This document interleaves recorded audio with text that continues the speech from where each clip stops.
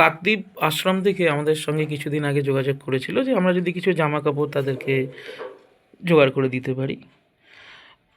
এক সপ্তাহ মতো হবে, তার মধ্যেই এই সংখ্যক জামা কাপড় আমরা জোগাড় করতে পেরেছি, কারণ আপনাদের ভালোবাসা।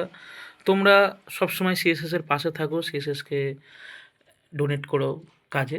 তো অবশ্যই উনি, মানে যিনি আমার সঙ্গে যোগাযোগ করেছিলেন, উনি বললেন সকলের নাম বলতে। ওনারা যখন হাতে তুলে দেবে, ওনাদের অনুষ্ঠান আছে 4-5 তারিখে, সকলের নাম বলবে। তো আমি তোমাদের সবার নাম ওনাকে হোয়াটসঅ্যাপে লিখে পাঠিয়ে দেবো।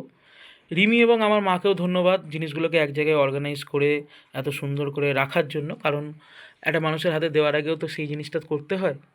তো যাক, কালকে তাদের আসার কথা, কালকে তারা আসবে এবং নিয়ে যাবে সব কিছু। আমি দেখালামও তাদের ভিডিও কল করে, এবং অত্যাধিক খুশি হয়েছে তারা। মানে স্বাভাবিক ব্যাপার, এত জিনিস, এত রকম জিনিস, আর দেখতেও এই ভিডিও মারফত আমরা দেখতে পাচ্ছি এত সুন্দর লাগছে সব মিলিয়ে মিশিয়ে।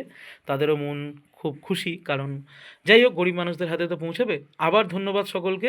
এবং ওনারা কি জানালো আমরা সিএসএসের মারফত অবশ্যই আপনাদের সেটা জানাবো। থ্যাংক ইউ সিএসএস কর্নেলা। আমি, মা, রিমি, বান্ধবী দুজনের তরফ থেকে থ্যাংক ইউ।